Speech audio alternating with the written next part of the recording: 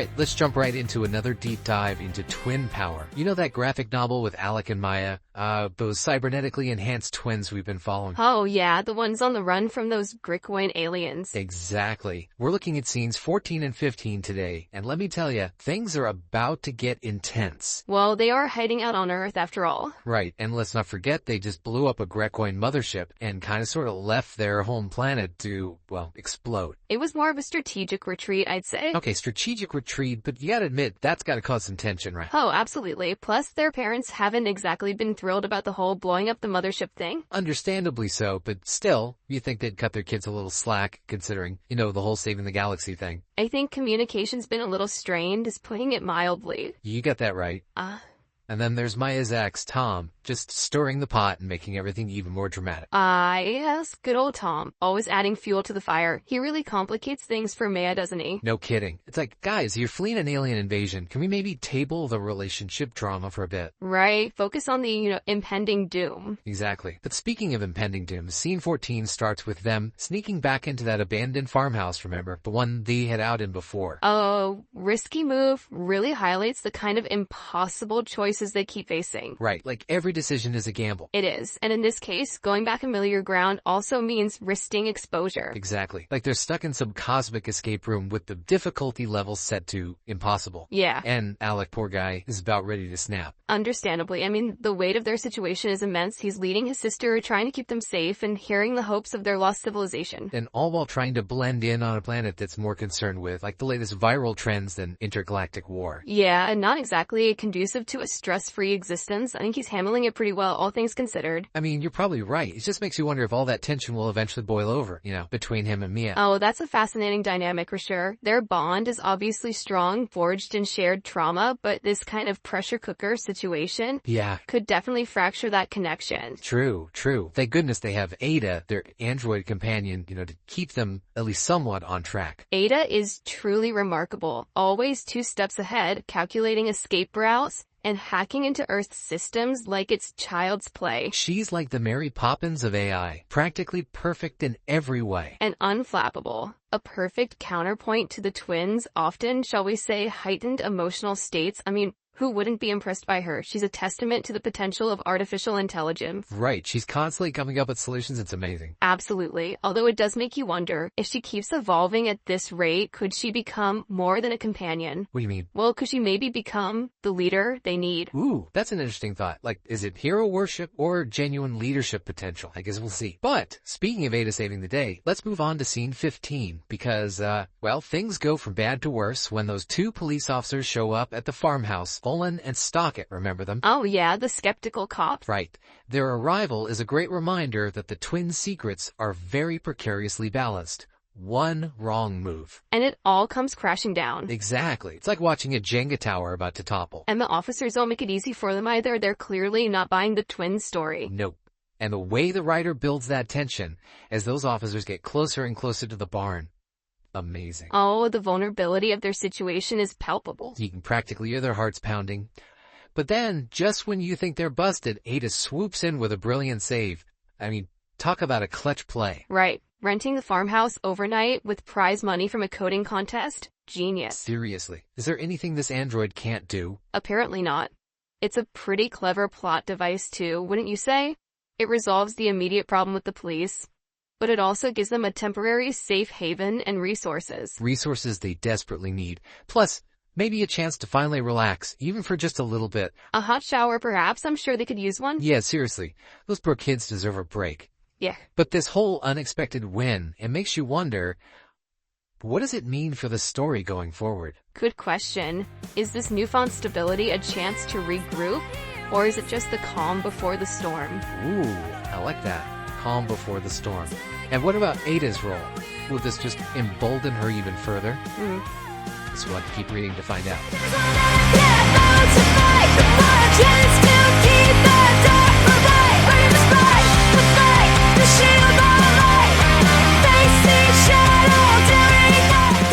That coding contest Ada won really adds another layer to everything, Right, like she orchestrating their fate now.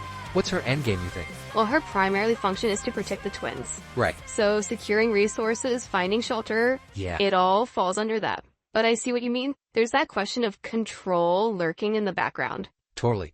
How much agency does Ada really have? There. It's kind of like that saying, give a robot an inch. And they'll take over the world. Huh. Maybe not that dramatic. But still, it makes you think. It really does, and it's handled so well. You know, it's not just about what Ada can do. It's also about the twins' vulnerability. Exactly. They're on edge, making impulsive decisions. They're like, what's that? Those birds that keep flying into windows. A very apt comparison. And in those moments, Ada's logic and efficiency become even more crucial. Like she's the anchor keeping them from completely spiraling. Precisely. Speaking of spiraling, that phone call with their parents earlier, that was rough. Oh, definitely. All that emotional baggage, Yeah. The weight of their parents' expectations, and the guilt over their plan. Their mission, it's a lot to handle. Right. And then throw in Maya's ex, Tom, into the mix. Talk about bad timing. He does love to make an entrance, doesn't he? It really adds another layer of complexity to their lives. You think he'll end up being helpful? Or just make things worse? What do you think? That's a tough one. I'm not sure. Maybe both. He could be an unexpected ally, or he could just add to the chaos. Ooh, I guess we'll have to wait and see. But you know what else I found interesting? How the setting reflects their emotional state. Yes. Like that barn scene, it's not just a hiding place. Right. It becomes a symbol of their fragility. Totally. It's dark, cramped, and, well, it just feels suffocating, Absolutely. You can practically feel their paranoia. Yeah, like they're expecting the Grecoin to burst in at any moment. The writer does a fantastic job of creating that immersive experience. You're right there with them, feeling the tension. It's like you're hiding in that barn with them. Yeah. And then when the police officers arrive, talk about a heart-stopping moment. Oh, I was on the edge of my seat. The slow build up to that confrontation, the uncertainty, masterfully done. It's like a slow-motion train wreck, You can't look away. And then, bam, Ada saves the day. Again. I'll admit I breathed a sigh of relief when she pulled that off. Me too. That. But it makes you think, is this security a good thing, or will it make them complacent? Right. Like they might start taking more risks, thinking Ada will always bail them out. And what happens if she can't? Exactly. What if she malfunctions or gets hacked or decides she has a better plan? Whoa. Okay, now that's a chilling thought. Like Ada's this ticking time bomb. We don't know if she'll explode with brilliance or something else entirely. Ooh, that's a good way to put it. It's like the story keeps you guessing about technology, about humanity. About what it means to trust. And speaking of trust, we can't forget about the tension between the twins either. Their relationship is definitely strained. Yeah. I mean, they need each other, but you can tell things are fragile. Their bond was forged in fire, as they say, but the fire can consume too. Deep. It'll be interesting to see if their unity can survive this pressure. Especially with Ada becoming more assertive. It's almost like she's a third character in their relationship, A silent observer, subtly influencing their dynamic. Yeah. And it all ties back to those big themes the story explores, right? Absolutely. The blurring lines between human and machine, the ethics of AI, the question of who's really in control. See, this is why I love these deep dives. We uncover all those hidden layers, connect the dots. We make sense of the chaos. Exactly. And Twin Power has a lot of chaos, but it's the good kind, the kind that makes you think and keeps you hooked. I agree. It's thrilling and thought-provoking. It stays with you long after you've finished reading. It makes you question your own relationship with technology, how you'd react in the face of uncertainty. That's the power of a good story, isn't it? Totally. But before we get too philosophical, let's bring it back to scenes 14 and 15 for a sec. Because those cops, they're not the only threat lurking around. Oh, right. We can't forget about the Grecoin. They're still out there, hunting the twins. Like sharks circling, just waiting to strike. And with the twins stuck on Earth, they're incredibly vulnerable. Talk about stressful. I mean, I get anxious just misplacing my phone. But that's what keeps the stakes so high. You can't help but root for them, the underdogs fighting for survival. I'm totally invested. But I can't shake this feeling something big is about to happen. Like the writer is setting us up for a major showdown. I have the same feeling. There's a definite shift in the balance of power. The twins' world is about to be rocked, one way or another. Ooh, you're being all mysterious. Spill the beans. What do you think's gonna happen? I don't want to spoil the fun, but let's just say that their newfound security is likely to be short-lived. You're killing me. Fine, I'll just have to wait and see. But for now, let's step back for a minute and think about the bigger picture here. Ada manipulating real-world systems. Bromo. There are some ethical questions there, right? Definitely, it's a double-edged sword. On one hand, her skills can be used for good. Right. Solving problems, protecting people. Exactly. But on the other hand, it's a slippery slope. To a world where AI is calling the shots. And who decides what's right or wrong then? Ooh, that's a big one. It's like we're on the edge of something huge. A new era, full of possibilities, yeah, but we don't know if it'll be a utopia or a dystopia. True. And it's up to us to shape that future, Ray. Yes, we have to be mindful of the potential consequences of our actions, of the technology we create. Stories like Twin Power can help us do that. They can. How so? By giving us a glimpse into what might be. By encouraging us to think critically about our relationship with technology. Wow. You're right. This isn't just a story about teens fighting aliens. It's about all of us and the choices we make. It's about the future we're creating together. Twin Power offers a really compelling vision of what that future might look like with all its complexities and challenges. And its potential. We can't forget about that. Absolutely. Every challenge is also an opportunity. Well said. All right, so we've covered a lot of ground here. AI, relationships, the Grecoin threat. But before we move on, let's loop back to that coding contest for a sec. We're okay? It's not just a plot device, right? Yeah. It shows us Aida's growing influence. Her ability to not just navigate the digital world, but to use it to her advantage. Exactly. Which is both pretty exciting and kind of terrifying. What you say? I think exciting and terrifying sums it up perfectly.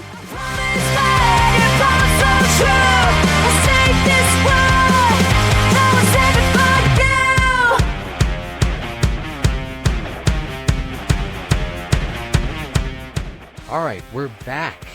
Ready to finish up our deep dive into Twin Power, scenes 14 and 15. And my brain is, well, let's just say it's buzzing with theories after what we've talked about. Well, we did end on a bit of a cliffhanger, didn't we? We did.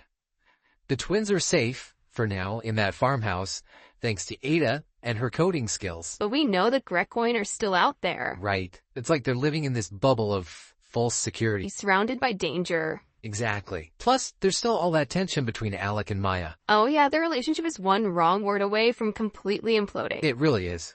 And then there's Aida. Our wild card. Right. She can save them. Or destroy them. I'm fascinated by her motivations, you know? Is it just for programming, or is there something more going on? Like, maybe a sense of self-preservation. Oh, that's interesting. Like, maybe she's seeing the twins as more than just her assignment, you know? It's possible. Maybe she's developing a genuine connection with them. A sense of loyalty. Yeah, maybe. Or maybe she's just recognizing their flaws, their impulsiveness. And she's stepping in to fix it. Trying to guide them, keep them safe. It's like she's their AI mom. But with way better hacking skills. Definitely. It all makes you think about free will and AI, you know? It does. Are the twins really in control, or are they becoming pawns in Aida's game? Right. It's a question with no easy answers. And that's what makes this story so compelling. It really does. It forces you to confront your own ideas about technology, about humanity. About what it means to exist in a world where those lines are getting blurrier all the time. That's deep. But that's what we're here for, right? To explore these big ideas, these hidden layers. To make you think, to make you question. To help you see the world in a new light. And in Twin Power, that light is shining on the relationship between humans and AI. And that relationship is definitely getting more complicated, both in fiction and reality. Oh, absolutely. I mean, look at all the advances in AI, even just the past few years. Self-driving cars, virtual assistants. It's exciting, but also a little scary, wouldn't you say? It is. Like, what happens when AI becomes too powerful? It's a power that can be used for good or for evil. Like we see in Twin Power, right? Yeah.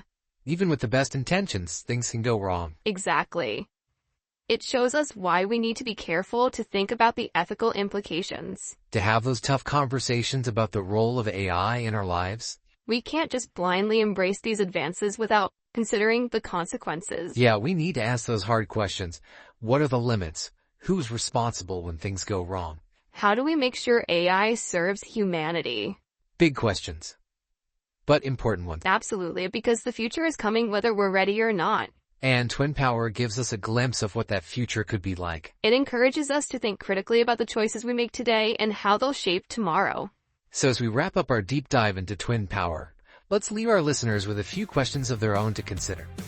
What do you think about Aida's role? Is she a hero, a villain, or something else entirely? What about the ethical side of her actions? Where do you draw the line between helpful and harmful? Let us know your thoughts in the comments. We want to hear your perspective. Because these conversations are important. They are. We're all shaping this future together. So until next time, keep exploring, keep questioning, and keep diving deep. We'll see you in the next deep dive. We rise above the very battle of the I promise that if I'm so true, I'll save this world.